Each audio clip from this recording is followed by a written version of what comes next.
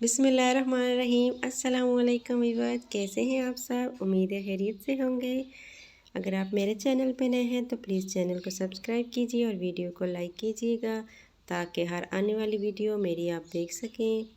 आज मैं आपको बहुत ही आसान रेसिपी घर में बनाना सिखा रही हूँ, बाकरखानी, जो आप घर में भी बना के दे सकती हैं। सबसे पहले हमने बाउल लिया है, इसमें हम 2 कप मैदा डालेंगे।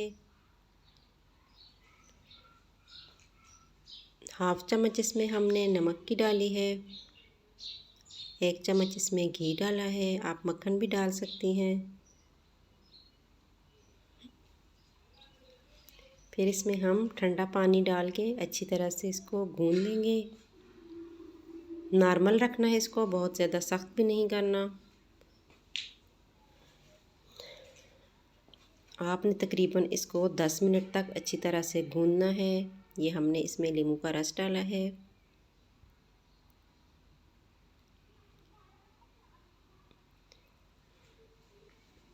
गूँधने के बाद आपने इसको एक बाउल में तकरीबन 1 घंटे तक रख देना है फ्रिज में। फिर आपने इसको लेना है दोबारा और इसकी पतली सी रोटी बनानी है।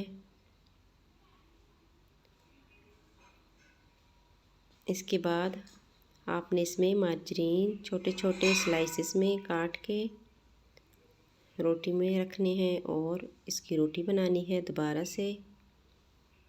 इस तरह से स्लाइसेस के काटते हैं पतले पतले।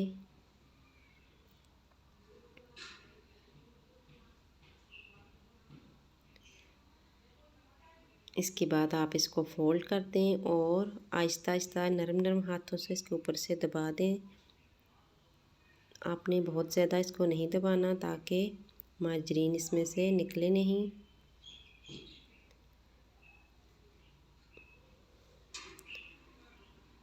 खुश्का आप जितना चाहें इस्तेमाल कर सकती हैं ताकि आपकी रोटी टूटे नहीं। और बेलने की मदद से आहिस्ता आहिस्ता से इसको बड़ा करें।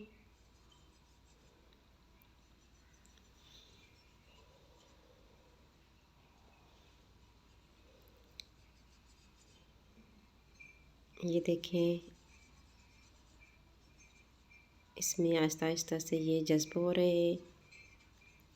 इसकी आप पतली सी रोटी बना दें और दोबारा से इसको फ़ोल्ड करें। ये आपने 3 से 4 दफ़ा आपने इसको फ़ोल्ड करना है ताकि इसके पर्दे बने। एक तरफ से अब दूसरी तरफ से फ़ोल्ड करें। इस तरह फिर आपने इसकी रोटी बनानी है, फिर फ़ोल्ड करना है। इस तरह आप ये प्रोसेस करती रहें। फिर आपने इसको एक बाउल में दोबारा से रखना है। 1 घंटे तक रखें और दोबारा इसको ये देखें, अब हमने फिर दोबारा इसको निकाला है। आपको हम शॉर्टकट इसलिए दिखा रहे हैं कि टाइम इतना नहीं होता वीडियो में। अब आटा हमारा बहुत सॉफ्ट हो चुका है। दोबारा से हम इसकी रोटी बनाएंगे।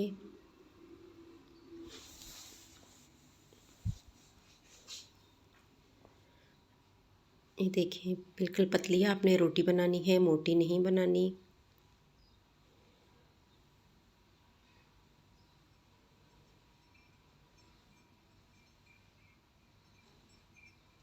पतली रोटी बना के आप इसको एक तेज़ छुरी की मदद से स्लाइस में पतले पतला काट दें।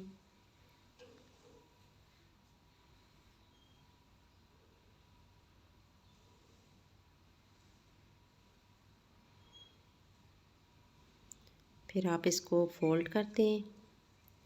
पतले स्लाइस में काट के इस तरह से आप इसको फोल्ड करती जाएं।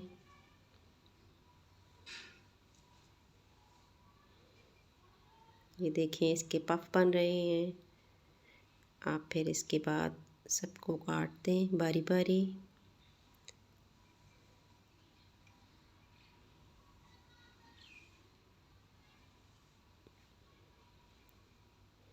देखिए, इसको अब आप गोल कर दें। आपको नज़र आ रहा होगा इसके कितने ज़्यादा पफ बने हुए हैं।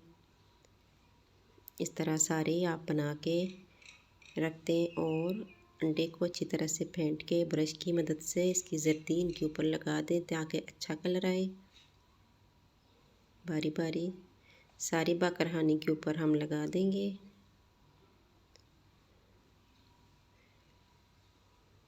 फिर आपने एक बर्तन लेना है, उसमें इनको थोड़ा फासले पे रखना है आपने, बहुत ज़्यादा जोड़ जोड़ के नहीं रखना।